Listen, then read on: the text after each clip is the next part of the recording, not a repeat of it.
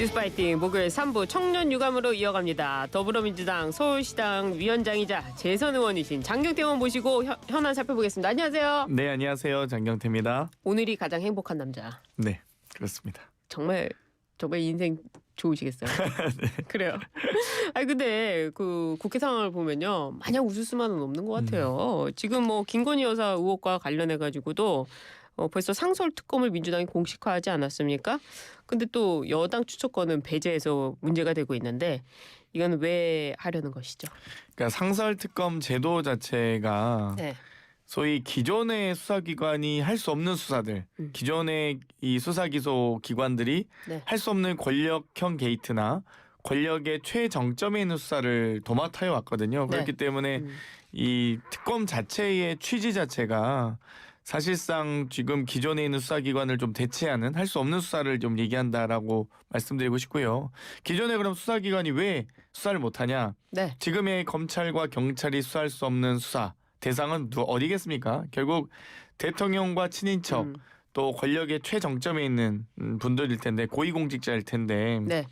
그렇기 때문에 이 상설특검은 이 2014년에 여야 합의로 만들어졌거든요. 그래서 앞으로는 권력형 게이트 수사는 기존의 검찰을 믿을 수 없으니 이 상설특검을 통해서 하자라고 만들어진 제도입니다. 그렇기 네. 때문에 이번에 저희가 김건희 여사 관련된 의혹들은 너무나 많은데 제가 방송 2시간 내에 다 말하지 못할 정도로 많은데 저 20분밖에 없어요. 예, 그래서 일단 마약 외압 수사와 예. 삼부토건 관련된 뭐 주가 조작을 비롯한 여러 가지 수사에 대해서는 지금 검찰이 아예 들여다보고 있지 않다고 여겨지기 때문에 저희가 대통령 거부권을 행사할 수 없는이 중요합니다. 네. 이 대통령 거부권이 행사할 수 없는 상설특검을 추진하기로 했고요.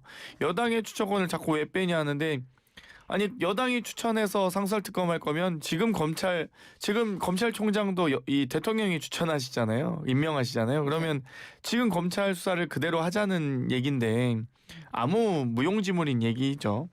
그래요.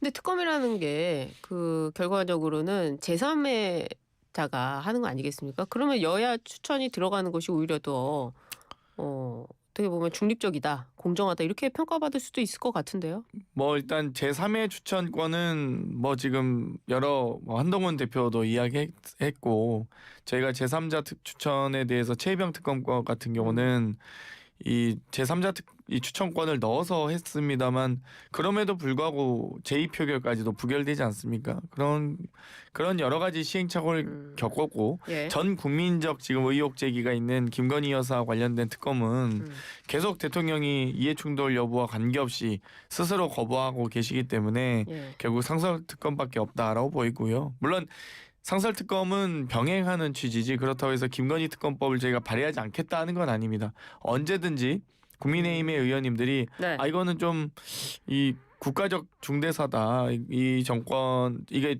김건희 여사와 윤석열 대통령을 분리하지 않고서는 도저히 정권 유지가 어렵다라고 판단하는 시점이 올 거라고 봅니다. 그때는 저는 김건희 특검법이 통과될 거라고 보고 있고요. 그래요. 근데 이 상설특검과 관련해 가지고 대통령실은 야당 직속 검찰을 만드는 거다. 또 야당 대표의 방탄용 꼼수다 이렇게 비판을 했어요. 어떻게 들으셨어요? 정확하게 말하면 사실상 국회 직속 검찰일 수는 있을 것 같습니다. 그러니까 지금 이 방금 말씀드렸듯이 대통령의 권력, 우리나라는 대통령제 국가 아니겠습니까? 네. 대통령이 검찰과 경찰을 사실상 총장을 다 임명하고 있고 지휘하고 있기 때문에 그런 상황에서는 결국 국회가 어떻게 이 행정부의 공권력을 감시하고 견제하고 균형을 맞추느냐에 대한 문제거든요. 결국 이 미국처럼 이 미국은 사실상 상시 국정감사가 제도가 정착되어 있고 예산에 대한 심의뿐만 아니라 편성권까지 가지고 있고 또 국회 내에 경찰권까지도 가지고 있습니다. 저는 대통령이 아마 이게 이제 검찰 출신 대통령이 나옴으로써 결국 검찰의 운명도 다 아는구나 이런 생각이 들고요. 김건희 여사에게 검찰의 명운이 걸렸다는 얘기가 나오는 게 괜한 소리가 아니라고 봅니다. 결국 이렇게 대통령이 계속 이렇게 방탄 거부 하다 보면 결국 국회 직속 상설특검 제도, 국회 직속 경찰 제도까지도 저는 우리 대한민국에 태동할 수밖에 없다라고 보고요. 그래요. 결국 이 삼권 분립이 또 권력 분립이 결국 이런 식으로 참 만들어지는구나. 대한민국 민주주의 역사 발전밖에 없다. 뭐 이게 발전 과정이라 봅니다. 이건. 그래요? 그 말씀하신 중에 이제 그 입법권 말씀을 하셨는데 그 상권 분립에서 대통령은 제2요구권이 헌법상 권리 아닙니까? 그렇죠. 입법권도 의회 권리고요. 근데 양자가 동등하게 어쨌거나 그 헌법에 있는데 대통령이 제2요구를 행사한다고 해서 그게 독재다. 뭐 그렇게 판단하기에는 그 상권 분립이 오히려 의회 권력을 더 위에 두는 거 아닙니까? 같은 권력인데. 대통령이 거부권을 행사했다고 해서 저희가 독재라고 표현하지는 않았고요. 제2요구. 하지만 예. 제2요구권에서 예. 하지만 대통령이 본인과 관련된 수사와 특히 권력형 게이트의 경우는 대통령 스스로 사실 이 거부권 행사한 적은 없습니다. 예를 들면 이 노무현 대통령 때도 그 대선 자금 수사라든지 혹은 박근혜 대통령마저도 소위 최순실 특검을 거부하진 않았습니다.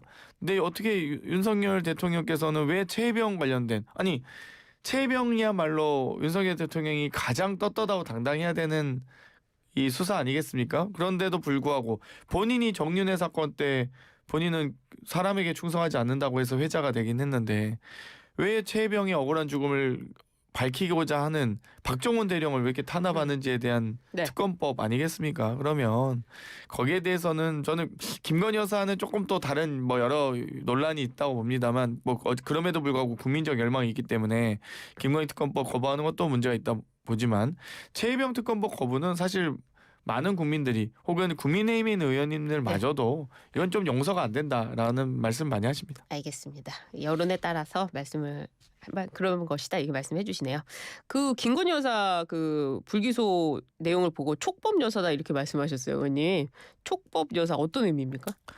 보통 이제 촉법 소년이라고 하면은 법 외 이 소년을 얘기하는데요. 그러니까 소위 이 어떤 형사적인 어떤 책임을 주지 않는 소년을 말합니다. 네, 촉법 소년. 근데 사실 김건희 여사와 관련된 많은 의혹들 명품백 수사라고 했더니 안방 수사 받으면서 검찰이 신분증과 핸드폰도 뺏기고 도이치모터스 주가 조작은 수사도 못하고 수사라도 한 번 딱 제가 뭐 검찰의 어쨌든 명예와 마지막 자존심을 위해서 딱 한 번이라도 소환하면 안 되겠습니까? 라는 식으로 건의한 걸로 보이는데 네. 그랬다가 중앙지검 장을 비롯한 1차장부터 해서 4차장 다 초토화되지 않았습니까? 전원 교체. 정말 저는 뭐 이런 경우가 다 있나 싶은데요. 네. 이런 정도로 수사하려고 했던 검사들은 다 좌천돼서 뭐 사실 해외 연수 가거나 지방 좌천되지 않았습니까? 그러니까 이런 과정들을 보면 정말 뭐 무소불위의 성역이라고 말할 수도 없을 정도 네. 이 법 외에 있구나. 거의 취해법권에 준하는 촉법 여사 아닌가라는 생각이 들어서 네. 그런 말까지 나온다라고 언급했던 것입니다. 그래요. 김건희 여사에 대한 심판 본부까지 만드셨어요. 어떤 역할입니까? 그동안 김건희 여사 관련된 허위 학력, 허위 경력, 허위 수상 이력으로 사과하셨었는데 후보 시절엔 네. 지금 도이치모터스 주가 조작, 도이치파이낸셜 관련된 뭐 의혹들, 양평고속도로 공흥지구 땅 개발 과정, 또 구명로비 과정, 또 마약 수사에 대한 뭐 제재 과정, 또 이 인사 개입, 당무 개입, 공천 개입까지 제가 이거 다 외우기도 어려운. 네. 국민들께서 이제는 인내심 테스트가 아니라 암기력 테스트라고 많이 얘기하시고 있고요. 김건희 여사 감옥 언제 가냐 이런 말까지 나오고 있는데 이제는 개별 의원실 또 개별 어떤 상임위 이슈마다 대응을 해왔다면 이제는 그걸 총망라해서 종합 정리할 수 있는 기구가 필요하다. 그리고 이런 내용들을 정리해서 나중에 특검에게도 또 제공할 수도 있고 네. 또 나중에 이 본부가 잘 준비해서 또 공부가 많이 필요합니다. 지금 의혹들이 워낙 복잡하고 그래요. 다양하기 때문에 사실상 국정조사했을 때 사실 위원 배치까지도 염두에 두고 고려한 기구라고 보시면 되겠습니다. 그렇군요.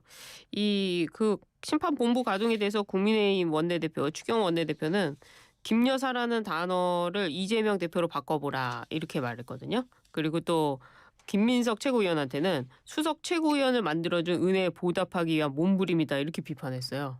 어떻게 들으셨어요?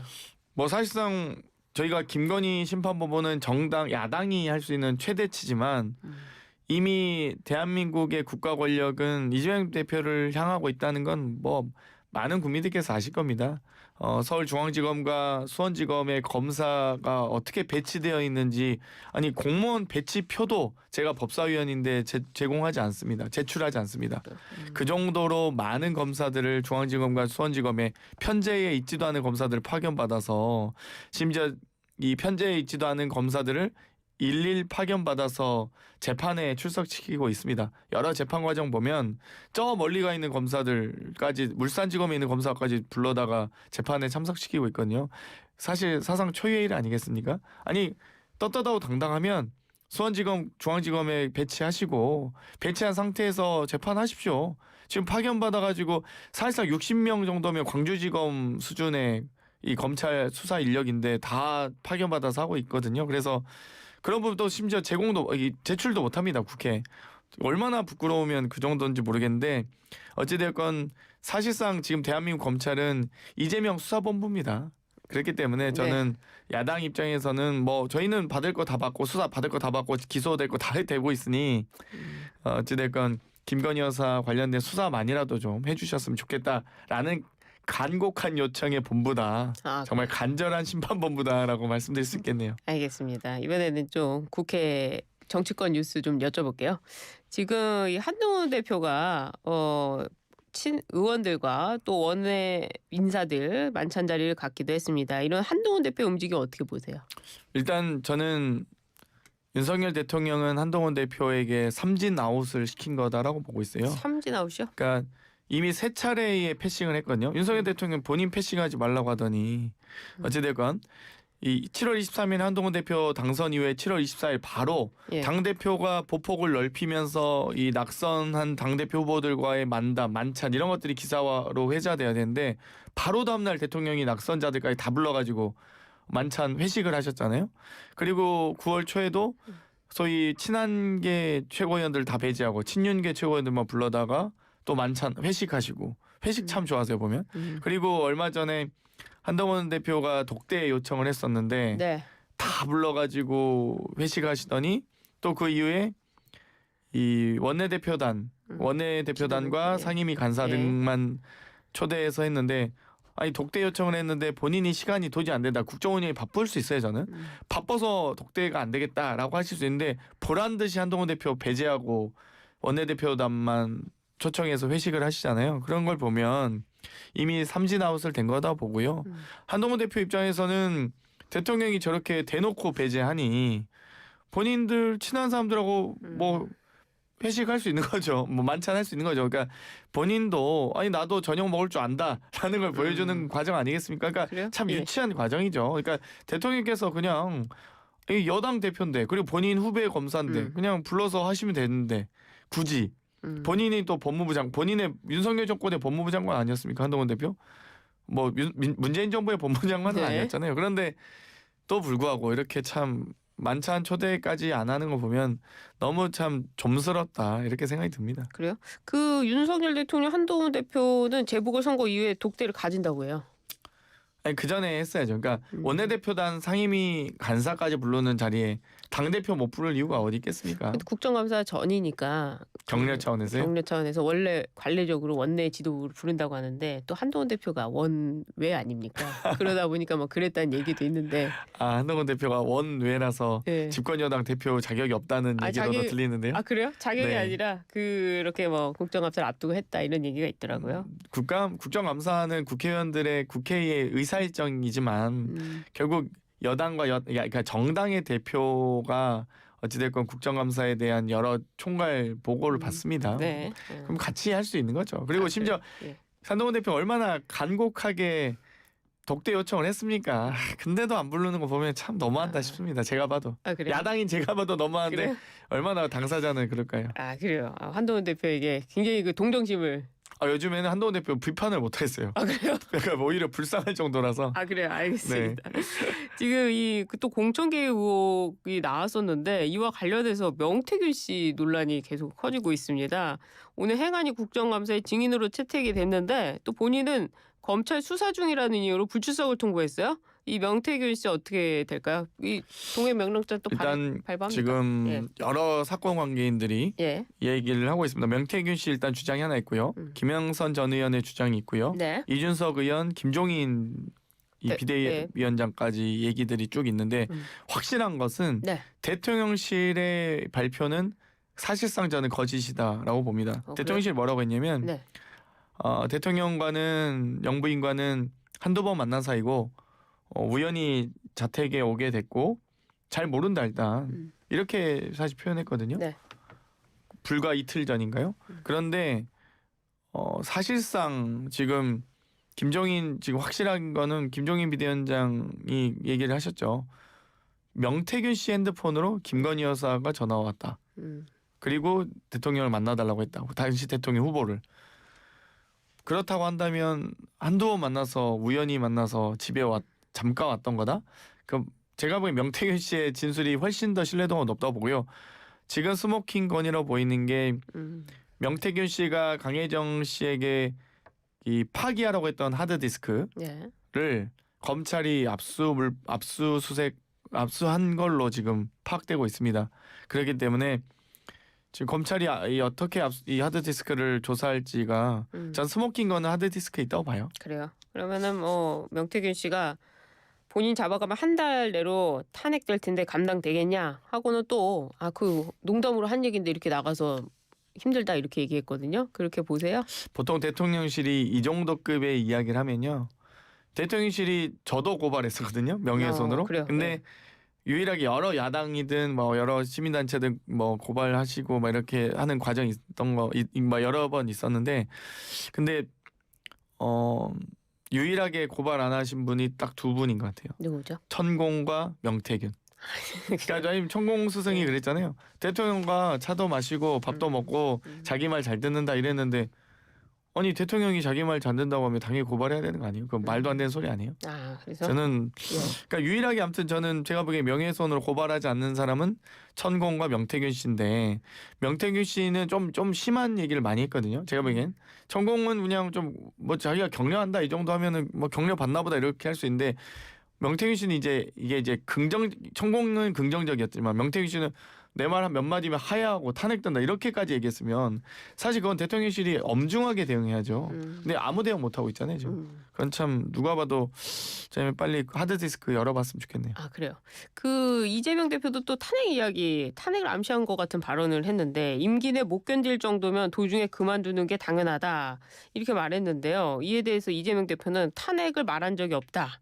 탄핵이란 단어는 안 썼는데 그걸 암시하는 발언을 했다고 보이는데 이건 어떻게 보세요? 저희가 뭐 심판론에 대해서는 당연히 이 정권의 부족함과 문제점들을 지적할 수밖에 없죠.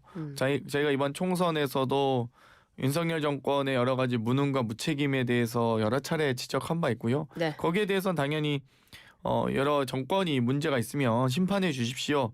또 거기에 대해서 정말 반대되는 좀 지적할 수 있는 투표를 해주십시오. 이렇게 이 얘기를 많이 합니다. 그런데 총선에도 불구하고 또 여러 가지 의혹과 특검 수사를 요청에도 불구하고 다 거부하고 전혀 국정기조의 변화가 없는 상태에서는 임기 내에 못 견딜 정도면 도중에 그만두게 하는 거다. 그거는 많은 임기를 가지고 있는 고위공직자, 선출직 공직자에 대한 지적 사항이거든요. 그렇기 때문에 저도 민주주의 일반적 원리라고 봅니다. 그러니까 예를 들면 탄핵을 의미하는 거예요?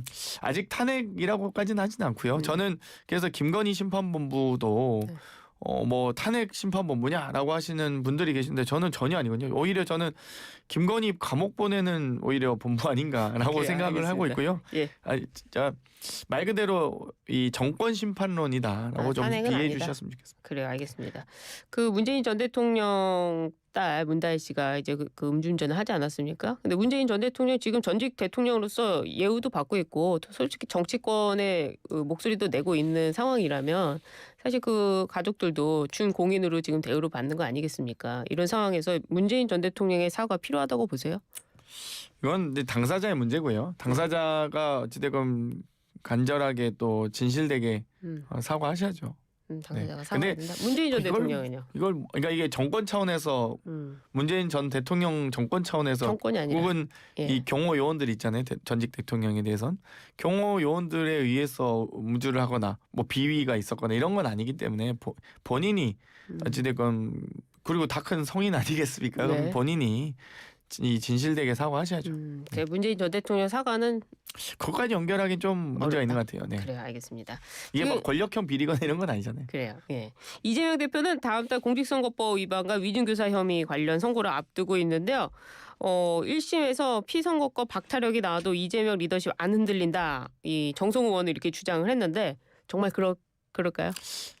제가 보기에는 공고하다고 생각하고요. 네. 그리고 지금 여러 차례 많은 국민들께서 야 2년 반 동안 이렇게 털리고 수사받고 압수수색 340번 받고 보통 한 두세 번이면 다들 멘탈 나가는데 340번, 370번이 넘었던 것 같아요. 제 기억엔 카운팅도 어려운데요. 장소가 이 정도까지 그렇죠. 장소를 포함해서 계좌 추적을 포함해서 네. 다 털렸죠. 지인들까지. 근데 이 정도까지 하고도 혐의를 특정하지 못해서 지금 재판 보면은 이 소위 봉숭아 학당 재판이냐라는 얘기까지 나옵니다. 네. 판사가 검사에게 제발 좀 제대로 된 증거 좀 제출하면 안 되냐라는 네. 얘기들이 많이 있거든요. 리더십 그렇기 공고하다. 때문에 예. 리더십은 흔들릴 게 없고 또 저는 재판 결과도 예. 무죄가 확실하다고 봅니다. 그래요. 알겠습니다. 국정감사로 바쁘실 텐데 여기까지 나와주시고 정말 감사합니다. 오늘 청년유감 여기까지 하고요. 이제 재선 의원이시자 서울시당 위원장 장경태 더불어민주당 의원과 함께했습니다. 감사합니다. 고맙습니다.